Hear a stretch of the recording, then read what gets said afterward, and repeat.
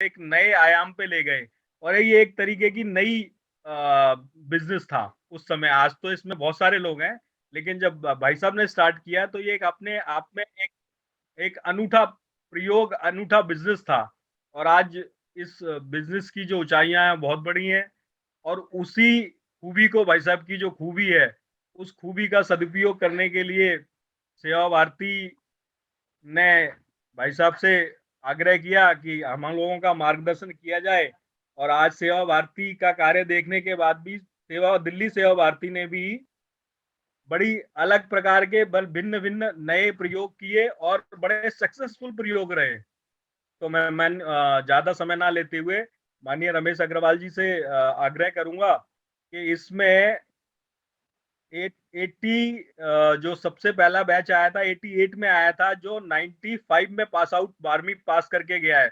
उससे लेके 2021 तक के विद्यार्थी जुड़े हुए हैं। तो आप इनका कृपया मार्गदर्शन करें।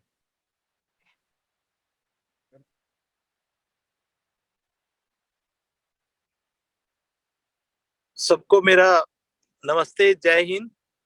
इस 73वें वर्ष का गणतंत्र दिवस पे सबको शुभकामनाएं। मैं समझता हूं कि हमारे आदरणीय जयदेव जी दादाजी भी जुड़े हुए होंगे, उनको विशेष रूप से प्रणाम करता हूं। और जो भी विद्यार्थी रहे हुए हैं और आज वो कहीं ना कहीं अपनी सेवा दे रहे हैं, उनको भी मैं सबको नमस्ते कर देता हूं। इनफैक्ट जो आज का जो दिन है उसके बारे में मैं ज्यादा नहीं बोलूंगा, क्योंकि आप सब लोग अपने आप में गणतंत्र दिवस के, मैं जानता हूं, मेरे ख्याल में कई गुना आप सब लोग जानते हैं। बस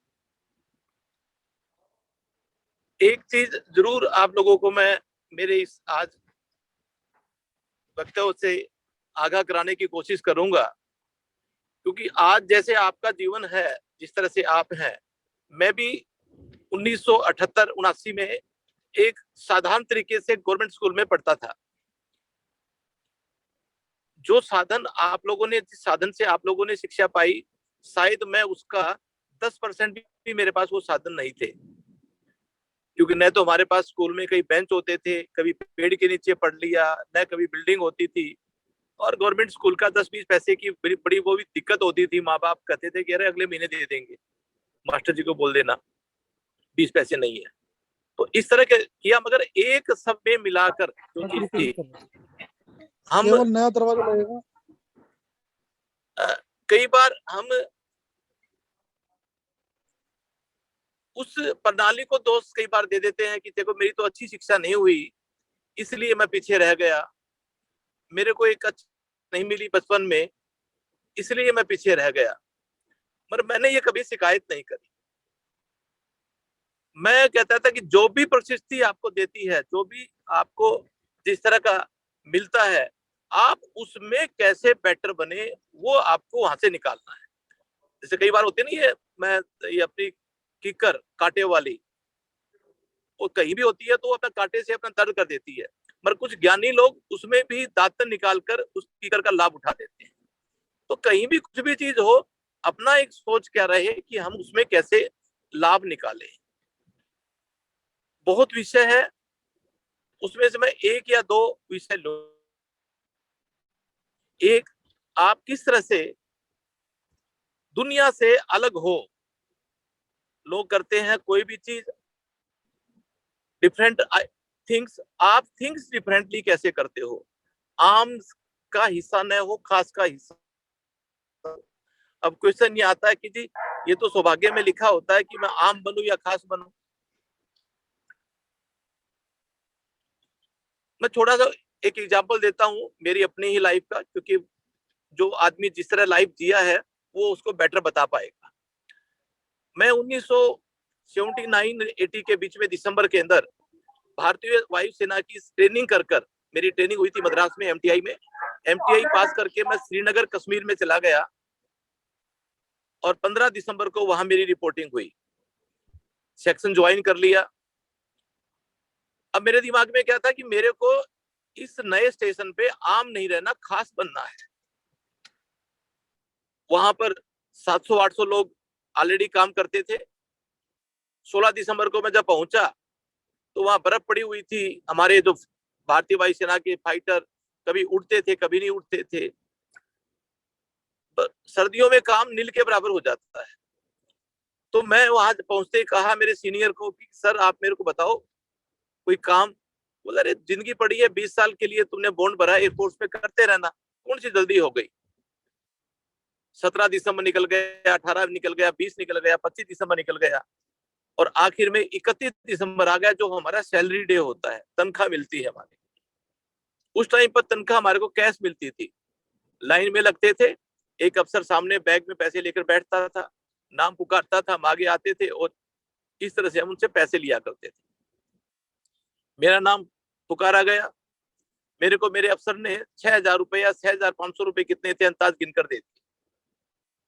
मैंने उस नोटों को गिना, गिनने के बाद आधे रुपए 3,200 करीबन वो मैंने जेब में रखे और 3,200 रुपए उस अफसर को मैंने वापस कर दिए।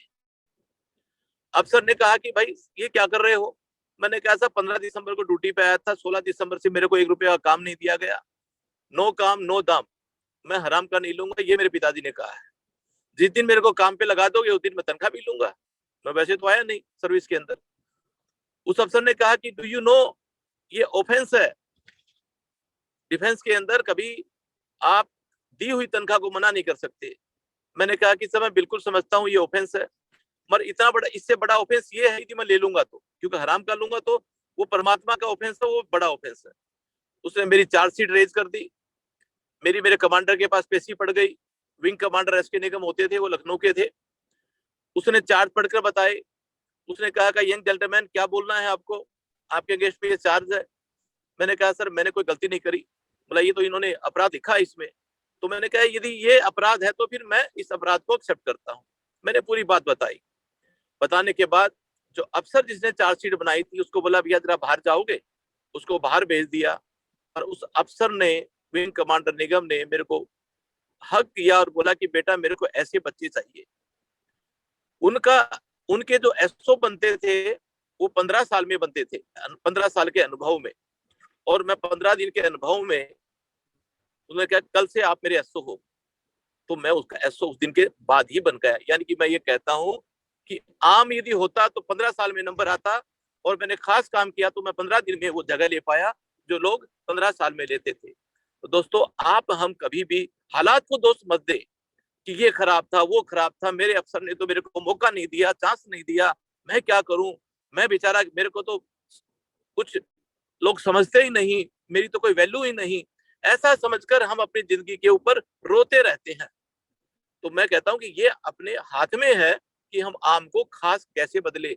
ये मैं एक जीवंत उदाहरण आपको दिया हूं। तो दोस्तों इस तरह से आप आम से खास बन के अपनी अपनी जगह पर काम कीजिए, और वो खास है तो उसको खास सुविधा भी मिलेगी, खास रेवेन्यू भी मिलेगा, और खास फैसिलिटी भी मिलेगी, और लोगों की नजरों में भी खास होगा। तो आज ये दिन इतना ही कहते हुए आप सब लोगों को मैं पुनः शुभकामनाएं, और मैं कहता हूं कि जब अगली गणतंत्र पे हम सब मिले तो आपके मुंह से सुनूंगा कि सब मैं खास बन गया, देखो ये बदलाव आ गया। तो ऐसी ही एक अभिलाषा कर